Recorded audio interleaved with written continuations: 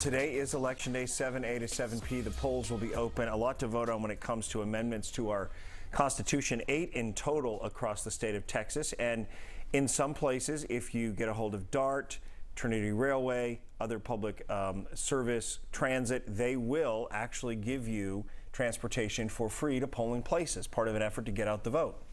So here's the deal.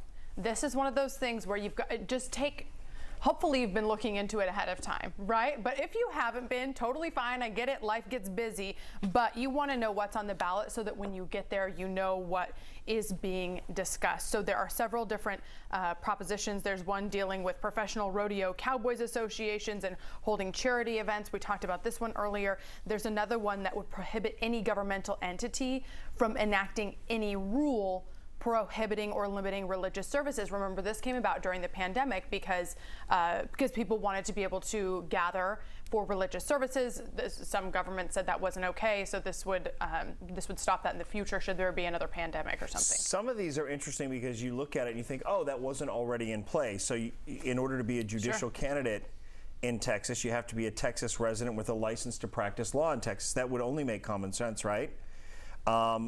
And these are issues that maybe don't get a lot of buzz or a lot of talk or a lot of attention from the media because they just seem so clinical in nature.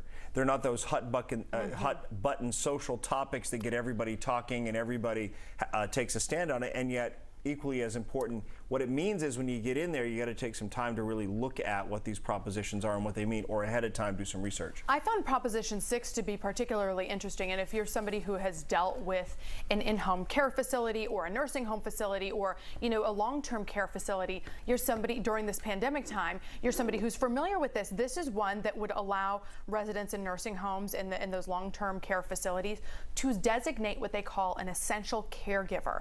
This is a person who would never be denied visitation. So what happened during the pandemic is, as a safety measure, some of these places said, okay, no more visitors. And that initially it made sense, and then it became problematic for some families who were saying, we have no idea what's happening with our loved one, and we don't know about their mental status, and if they're able to make decisions, we don't know who's caring for them, that sort of thing. So it would kind of like designate this one person. The number of times I had that thought during the pandemic. Scary. My mom passed away the second week in January of 2020. We had no idea this pandemic. We were right on the cusp of it.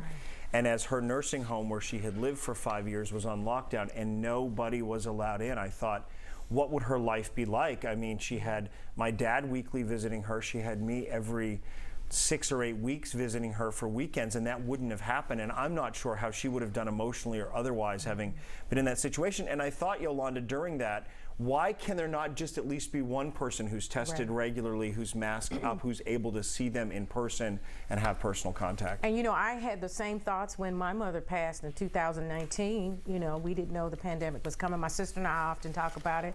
I can only imagine what some people are going through who have seniors in their family who survived the pandemic and had to deal with caretakers, and, you know, whether they were coming or living in the facility or living in the space where that person lived. It's a lot. There's so many moving parts to this, and I hope somebody has been taking notes and thinking about this so we can move forward and just be smart about the whole situation. Should we ever, God forbid, be in a similar situation? Mesquite's electing a mayor and city council members.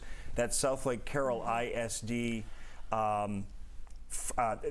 school board candidate who happens to be a salesperson who I used to work with, who's now at NBC Universal. That's created a little bit of controversy. Well, I mean, it's a national story. It is. It's, you know, it's being covered in the podcast Southlake, put out by NBC News, and, you know, that whole thing. But it's a very fascinating one to watch, and it's one that the whole country is watching. So while some people may say, oh, Election Day, I didn't even know. Just know that there are some really important issues that we're discussing, and it's one that you want to look up ahead of time before you go to the polls. Yeah. And if you're in Louisville, $95 million in bonds for public safety facilities. You're going to have to decide if you want your tax dollars to go to that. That, of course, is not uncommon with these bond issues to decide how is our money going to be best spent. So we'll have a breakdown of what passes, what doesn't, how people are reacting to it the morning after Election Day on Morning After tomorrow.